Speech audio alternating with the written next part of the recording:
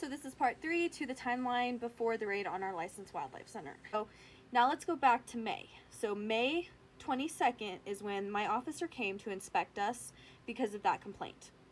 Now, after he left, I immediately messaged our sponsor to let her know what was happening, what he wanted done with the porcupine and the fox cages. So, because we have to be in constant contact with her about everything. She called our DWM. So if they have issues, they're also supposed to directly contact the sponsor and let her know what's going on, what issues they are, and that they need resolved in a timeline and all this kind of stuff. They did not do this. They basically just foregoed giving us a written warning. And my sponsor called our DWM on May 22nd, after he left here, after we told her what happened. She left a voicemail. He never called her back. To this day, he has never been in touch with our sponsor. Per their regulations, he was supposed to be. So, and he also told us that the caging and everything with the questions about, okay, IWRC, our caging we've had for years, needed to go to Eric, which is special licensing. So our sponsor and me, so by the way, at this point, I go ahead and I write a formal email to Eric Slater, who's head of special licensing, to express the harassment that's going on, but through the rehabbers. I told him everything about, Sarah Heckathorn, everything going on. Our sponsor also wrote a formal email to Eric about the harassment, the issues, wanting to know. And in her letter, I have her email, she was expressing, we're willing to do anything that you guys want. We just want to make sure that everything's okay. And Eric, she sent him 2 emails he never responded to. I sent an email he never responded to. About a week or so after Philip had been here and said everything looks great, our sponsor was finally able to get a hold of Eric on the phone. And he assured her that we've been licensed for 7 years. We have a great reputation with the state, that everything was fine, and that we were in good standing. Our sponsor was told in June that we were in good standing. And then in July, they came and raided our wildlife center. Now, when they came and raided us in July, they did end up leaving half of the patients here. And he told me that I had about a week to release the ones that he left here that were older, which I find interesting because they cited us for our caging not providing sufficient space for normal development.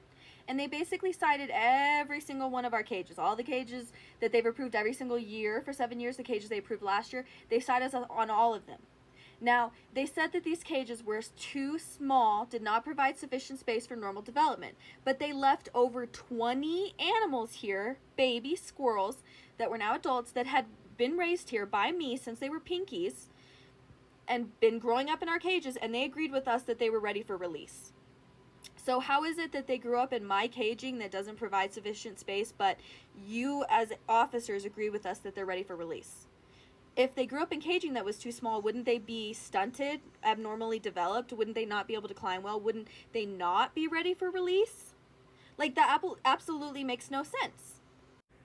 And on top of them citing us for all the cages, they did not bring a single measuring tape.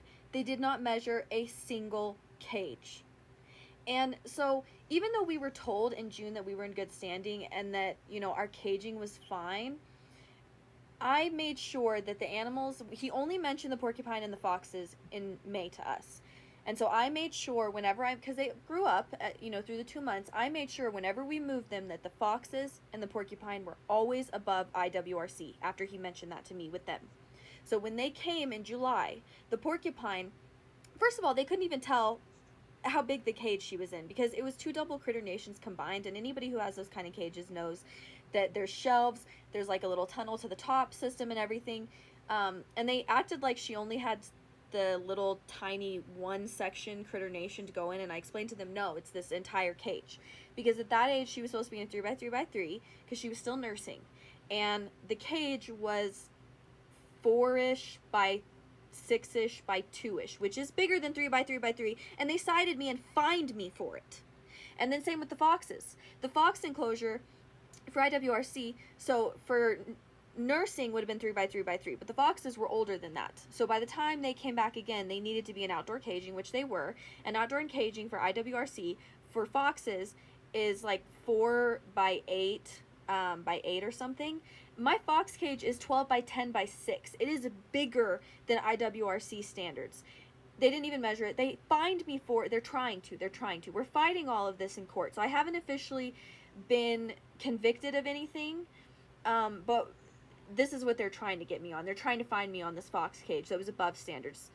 And then they find me on all the squirrel caging that they had never mentioned having issues with ever before, and said that they were all inappropriate even though my squirrels were all ready for release.